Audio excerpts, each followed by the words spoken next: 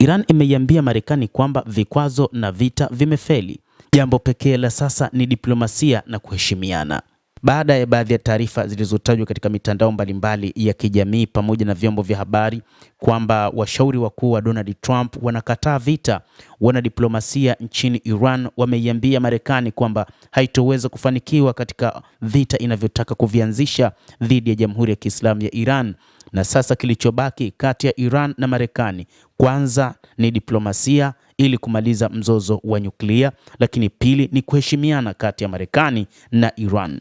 Iran inataka heshima kutoka nchini Marekani na itaweza kuiheshimu Marekani na mataifa mengine ambayo yatatengeneza mazingira ya kuheshimiana. Mwanadiplomasia wa ngazi ya juu nchini Iran amesema kuwa wakati umefika kwa Marekani kuachana na vikwazo vyake visivyo na matunda na sera iliyofeli ya vita dhidi ya Iran, akitilia mkazo kuheshimiana kikamilifu na kutumia diplomasia kama njia pekee ya kupiga hatua. Kazem Gharibabad, naibu waziri wa mambo ya kigeni wa Iran anayehusika na masuala ya kisheria na kimataifa, amesema katika hotuba yake mjini Geneva, Uswisi, katika kikao cha Baraza la Haki za Binadamu la Umoja wa Mataifa kwamba maadui wa Iran wanaweza kuanzisha vita, lakini hawawezi kuamua mwisho wake na wala hawawezi wakashinda vita hivyo wanavyotaka kuvianzisha. Maadui wa Iran wamejaribu vikwazo na vita dhidi ya Iran na hawajafika popote.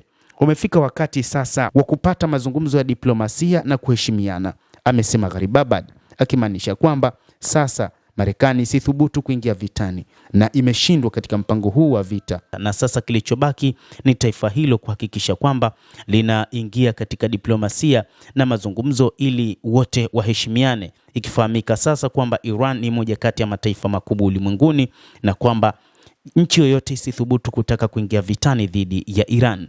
Ameongeza kuwa wananchi wa Iran hawana lengo la kuanzisha vita dhidi ya nchi nyingine zozote, lakini watasimama imara dhidi ya uvamizi wowote wa kijeshi au chokochoko za kisiasa dhidi ya Jamhuri ya Kiislamu ya Iran na wataihami nchi yao.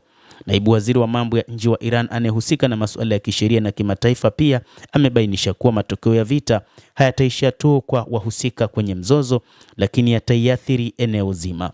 Kwa upande wake, Iran imekuwa ikisisitiza mara kwa mara kuwa haitaanzisha vita, lakini itajibu kwa nguvu hujuma yoyote ya kijeshi inayolenga mamlaka na usalama wake.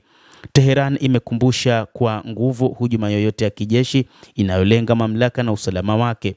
Teheran imekumbusha kuwa mashambulizi ya Israel na Marekani mwezi Juni mwaka uliopita yalisababisha Iran kujibu kwa makombora ya ballistic dhidi ya ngome za utawala wa Israel na kituo cha anga cha Al-Udeid nchini Qatar, ambacho ni ngome muhimu zaidi ya kijeshi ya Marekani katika eneo la Asia Magharibi. Hata hivyo, makamanda nchini Iran wanasema kichapo ni hakika lazima kitaikuta Marekani pamoja na Israel. Kamanda mkuu wa jeshi la Iran amebeza madai yanayotolewa na maadui ya kutoshindwa na kusema kuwa maadui hawakutarajia kuiona nchi hii ikionyesha umadhubuti wake mbele ya kuendelea kukusanya majeshi katika eneo hilo la kanda. Maadui wanadai hawawezi kushindwa, lakini hili ni dai la uongo, amesema Meja Jenerali Amir Khatami katika mahafali ya chuo kikuu cha uongozi cha jeshi la walinzi wa mapinduzi ya Kiislamu IRGC. Amesema adui hakutarajiwa kukabiliwa kimadhubuti na nchi hiyo licha ya kutuma meli za kubeba ndege na silaha nyingine hatari. Kamanda huyo mkuu wa jeshi la Iran ametamka hayo kufuatia hatua ya Marekani ya kutuma meli ya kubeba ndege za kivita, mifumo ya ulinzi katika eneo la magharibi mwa Asia, ikiwa ni pamoja na karibu na mipaka ya Jamhuri hiyo ya Kiislamu ya Iran.